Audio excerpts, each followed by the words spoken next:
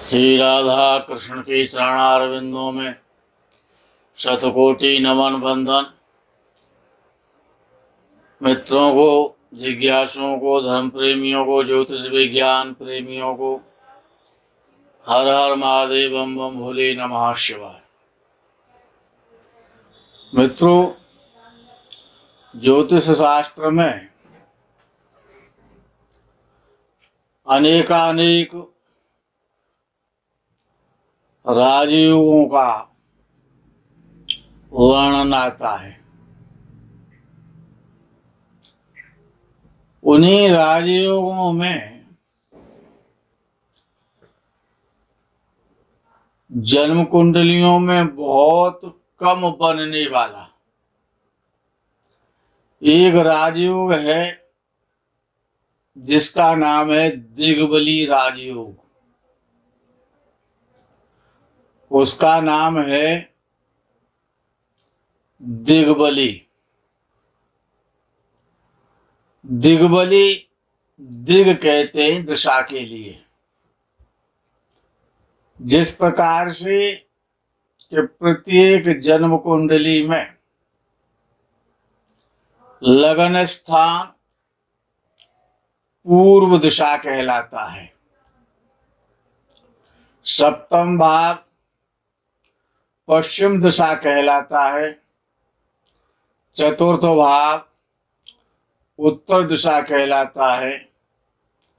और दशम भाव दक्षिण दिशा कहलाता है। अर्थात जिस दिशा का जो ग्रह कारक है, प्रतिनिधि है, जिस दिशा का जो ग्रह कारक है और प्रतिनिधि है, और वो अगर उस दिशा में बैठ जाता है, शुभ राशि में बैठे, शुभांशों में बैठे, अवस्था में अच्छा हो, जिस प्रकार से सूर्य और मंगल दोनों ही दक्षिण दिशा के कारक हैं, तो सूर्य या मंगल में से एक ग्रह, सूर्य अथवा मंगल, यदि दशम भाव में बैठता है तो उसको दिग्बल प्राप्त हो जाता है। जिस प्रकार से नदी बह रही है, तो यदि आप नदी के विपरीत दिशा में, बहाव के विपरीत दिशा में यदि आप तैराकी करते हैं तो आपको काफी परेशानी और कष्ट होगा। यदि आप नदी की दिशा में, बहाव की दिशा में यदि आप तैराकी कर रहे हैं तो बड़ी सुगमता से, सरलता और आसान प्रकार से वो आपकी स्पीड भी बढ़ जाती है और परेशानी भी कम हो जाती है, श्वास भी नहीं फूलता है, कठिनाई खत्म हो जाती है। इसी प्रकार से ये जो ग्रह हैं, सूर्य से लेकर के शनि पर्यंत, राहु केतु तो बड़े अजीबो गरीब ग्रह हैं। राहु केतु तो बड़े अजीबो गरीब ग्रह हैं। उनका इस दिग्बल में कोई स्थान नहीं है। और दिग्बल में विद्वानों ने, पाराशर, मंत्रेश्वर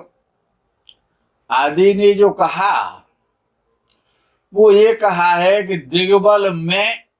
शनि का त्याग करना है, क्योंकि शनि को सप्तम भाव में पश्चिम दिशा में ही दिग्बल प्राप्त होता है। तो यदि शनि सप्तम भाव में बैठा है और अपनी राशि में या मूल त्रिकोण राशि में बैठा है या उच्च राशि में बैठा है, सप्तम भाव में बैठा है, तो उसको दिग्बल तो प्राप्त होगा, लेकिन वो लगन की हानि करेगा, लगन को पीड़ित करेगा और कमजोर करेगा। ये उसका अपना कार्य होगा। इसीलिए ये कहा गया कि सूर्य और चंद्र, मंगल और बुध और गुरु और शुक्र, यदि इनमें से 4 या 5 ग्रहों को यदि दिग्बल प्राप्त हो रहा है, जिस प्रकार से कि लगन में बुध और बृहस्पति को दिग्बल प्राप्त होता है, चतुर्थ भाव में शुक्र और चंद्र को दिग्बल प्राप्त होता है, सप्तम भाव में शनि को दिग्बल प्राप्त होता है और दशम भाव में सूर्य और मंगल दिग्बली हो जाते हैं। लेकिन सूर्य या मंगल साथ साथ नहीं होने चाहिए दशम भाव में, नहीं, उनमें से एक कमजोर अवश्य हो जाएगा। और विशेष रूप से सूर्य के साथ तो कोई भी बैठ जाए, राहु केतु की गणना उसमें नहीं है, क्योंकि अगर राहु केतु बैठ जाएगा तो सूर्य ही बर्बाद हो जाएगा, सूर्य ही निर्बल हो जाएगा, उसमें दिग्बल नहीं बचेगा यदि राहु साथ में बैठा। इसलिए राहु केतु को छोड़ करके ये जो केंद्र स्थान है उसमें शनि का भी परित्याग करना पड़ेगा, क्योंकि जब शनि सप्तम भाव में दिग्बली होगा तो वो भाग्य स्थान को पीड़ित करेगा, चतुर्थ भाव को पीड़ित करेगा और लगन स्थान को भी वो पीड़ित करेगा अपनी दृष्टि के माध्यम से। इसीलिए विद्वानों ने ये कहा कि बुध या बृहस्पति, क्योंकि जब सूर्य दशम भाव में है तो बुध लगन में तो हो नहीं सकता है। इसलिए इनमें से एक ग्रह, कोई सा भी ग्रह यदि लगन भाव में बैठा हुआ है बुध या बृहस्पति में से, तो वो दिग्बली हो जाएगा। चंद्र और शुक्र एक साथ बैठ सकते हैं, चंद्र और शुक्र चतुर्थ भाव में एक साथ हो सकते हैं, लेकिन ऐसा भी देखने में आता है कि शुक्र भी 1-2 भाव आगे पीछे सूर्य के रहता है। इसलिए सूर्य चंद्र के साथ यदि सूर्य दशम भाव में बैठा है तो चतुर्थ भाव में चंद्र के साथ शुक्र का होना बड़ा असंभव सा प्रतीत होता है। तो अर्थात ये जो 3 केंद्र हैं, एक लगन स्थान, एक चतुर्थ स्थान और तीसरा दशम स्थान, यदि इनमें, और ये जो 6 ग्रह हैं, इन 6 ग्रहों में से यदि 3 या 4 ग्रह अगर दिग्बली हो जाते हैं तो एक साइकिल का पंचर लगाने वाले का पुत्र भी या एक किसान का पुत्र भी और बहुत बड़ा उच्च पद प्राप्त करता है, यानी वो राज पद प्राप्त करता है। ग्रहों में संसार का फल देने की शक्ति है। इनका जो ग्रहों का जो कार्य है वो ईश्वर का, जो देवताओं का जो मंत्र मंडल है उसके ये कार्यकर्ता हैं, उसके ये मेंबर हैं। तो जिसको जो विभाग मिला है वो अपने विभाग में काम करता है। तो ये जो दिग्बली योग है, यदि 1 या 2 ग्रह दिग्बली होते हैं, यदि 1 या 2 ग्रह दिग्बली होते हैं 6 ग्रहों में से, तो यदि किसी का पिता और बड़ा आदमी है, आईएएस या आईपीएस है, या कोई राजनेता है, तो इस प्रकार का उसका पुत्र जिसका 1 या 2 ग्रह दिग्बली है, तो वो निश्चित रूप से राजपद को प्राप्त कर लेता है। लेकिन एक गरीब के घर में, एक रिक्शा चालक के घर में, एक सब्जी बेचने वाले या पान बेचने वाले के घर में यदि कोई पुत्र पैदा होता है या कोई कन्या पैदा होती है, तो इन 6 ग्रहों में से यदि इन 3 स्थानों में यदि 3 ग्रह भी अगर दिग्बली हो जाते हैं, सूर्य 10वें भाव में दिग्बली हो जाए, बृहस्पति लग्न भाव में बैठ करके दिग्बली हो जाए, और चंद्र 4th भाव में बैठ करके दिग्बली हो जाए, तो ऐसा जातक या जातिका अपने जीवन में राजा के समान वैभव प्राप्त करता है, लग्जरी जीवन जीता है, समस्त प्रकार का वो जहां पर भी जाता है, जहां पर भी रहता है, समस्त प्रकार का उसे सम्मान प्राप्त होता है, समाज सेवा का अवसर मिलता है, समाज से, बड़े लोगों से, ईमानदार लोगों से, संभ्रांत व्यक्तियों से उसको सम्मान मिलता है, ऐश्वर्य की प्राप्ति होती है, नौकर चाकरों का उपभोग करता है, बड़े बड़े वाहन, बड़े बड़े भवन, अच्छे स्थानों की यात्राएं, शरीर का सुख, पत्नी का सुख, संतान का सुख, ये समस्त प्रकार के जो भौतिक सुख हैं, ये उस व्यक्ति को निश्चित रूप से प्राप्त होते हैं, जिसके ग्रह यदि गरीब परिवार में, सामान्य परिवार में या अति सामान्य परिवार में जो भी जातक पैदा हुआ है, तो देखना ये है कौन सा ग्रह कहाँ बैठा है। बुध या बृहस्पति में से यदि एक ग्रह भी लगन में बैठा हुआ है, चंद्र या शुक्र में से एक भी ग्रह या 4th भाव में बैठा हुआ है, और सूर्य या मंगल में से 10वें भाव में यदि कोई भी इनमें से एक ग्रह बैठा है, तो निश्चित रूप से जीवन के समस्त प्रकार के सुख, आनंद प्राप्त होते हैं। ऐसा व्यक्ति बड़ा दयालु होता है, दानी होता है, धर्मात्मा होता है,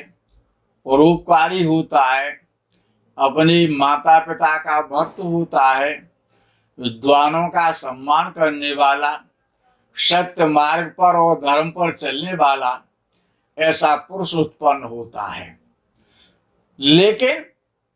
देखना यही पड़ता है कि शनि की या राहु की दृष्टि से उस दिग्बली ग्रह पर नहीं जा रही है। यदि शनि या राहु का प्रभाव अगर उस दिग्बली ग्रह पर जाता है, तो निश्चित रूप से उतने ही फल में, फल का जो तारतम्य है, जो उसकी प्रतिशतता है, उसमें कमी आ जाएगी। उसको भी ध्यान रखना है। यदि बृहस्पति नीच का है या बुध नीच का है या मृत्यांशों में है या मृत अवस्था में है, और यदि वो ग्रह दिग्बली हुआ है, तो उसके दिग्बली होने से कोई विशेष लाभ नहीं मिलेगा। तो उसमें आपको ये भी देखना होगा कि हमारा जो ग्रह दिग्बली हो रहा है, एक ग्रह दिग्बली हो रहा है या 2 ग्रह दिग्बली हो रहे हैं या 3 ग्रह दिग्बली हो रहे हैं, जो भी ग्रह आपके दिग्बल प्राप्त कर रहे हैं, तो वो दिग्बल का फल आपको पूर्ण रूपेण मिल रहा है या नहीं मिल रहा है, और उस दिग्बली ग्रह का जो फल है, जो फल प्राप्ति है, वो आपको तभी प्राप्त होगी जब उस ग्रह की महादशा या अंतर्दशा या प्रत्यंतर दशा जब जब आएगी, तब तब वो आपको शुभ और अच्छा और श्रेष्ठ फल देगा। मित्रों, यदि शनि की दृष्टि नहीं है और यदि किसी कारणवशात बृहस्पति की दृष्टि उस दिग्बली ग्रह पर और पहुंच जाए, बृहस्पति भी अच्छी मजबूत स्थिति में, बलवान स्थिति में यदि है, यदि उच्च राशि का हो या स्वराशि का हो